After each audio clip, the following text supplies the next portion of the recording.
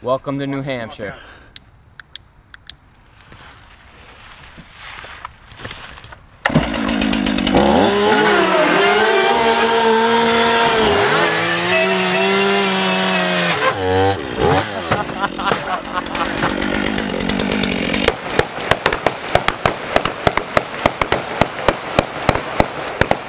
What's up, everybody? It is time for your bi-weekly dose of the GoPro Burnout Response video, and it's a beautiful fall day here in New Hampshire, so let's shred the driveway a little bit before I get into your questions.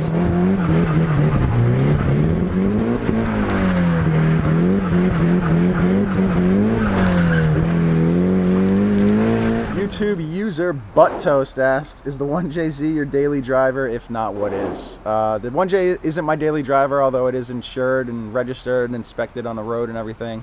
I don't know, I kind of just cruise it as more of like a weekend fun car, and just do it as that, and then, you know, I just take it to the drift events and whatnot, just have some fun. And my daily driver is actually a Dodge 3500 dually 6-speed pickup truck, and it's not that much fun to drive.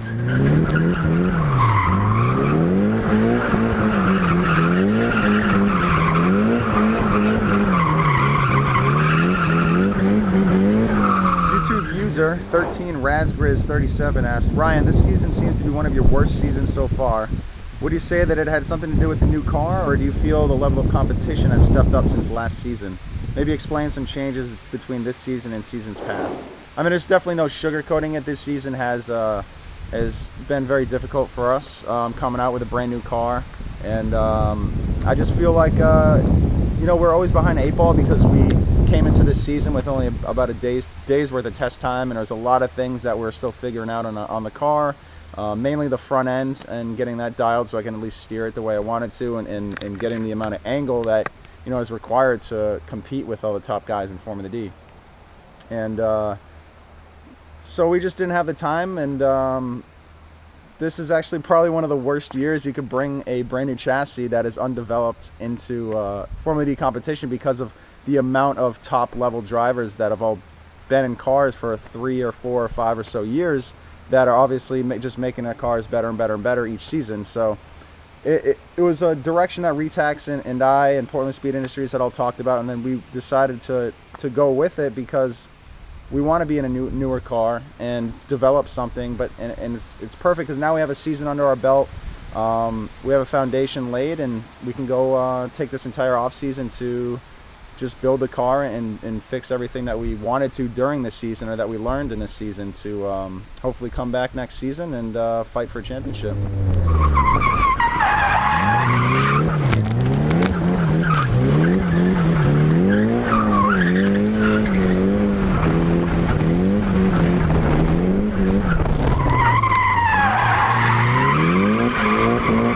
YouTube user's name, I'm going to butcher right now, is Zogadin, I believe.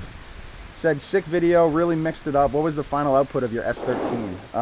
I thought we were going to go for further numbers, but we decided to keep the boost level where it was, and 450 horsepower and 440 foot-pounds of torque is what it made in the end. And running 25 psi of boost on a GTX 3071, and it rips.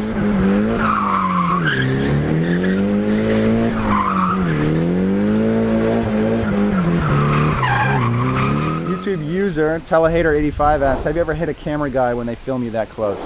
We have definitely had some extremely close calls in some situations, but mainly when we're filming that close, the speeds are very low. Like, we're just doing either first gear stuff or basically just donuts when they're really close.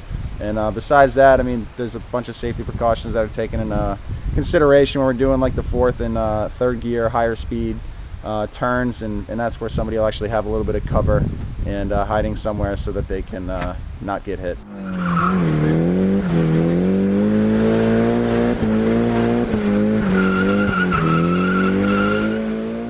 YouTube user Gabriel Ortiz asks, I went to my first drift comp with you as my favorite and you didn't disappoint. Double redos? Awesome. But what could you have done to take the win? I think about that quite often, and I think if I didn't straighten up like a complete idiot on that last turn, I just I don't know what happened, but we could have easily taken the win there. But besides that, I mean, it was a really good fight with Osbo, and I think if I was closer, it would have been a heck of a lot easier to. If I could have just applied any sort of pressure during my chase runs, I think we would have gotten the win. So basically, it's just back to the drawing board. We need to develop the car. We need to get better. We need to get some sort of launch control so we can get off the gate and hang with these faster cars. And I think that's what would have given us the edge.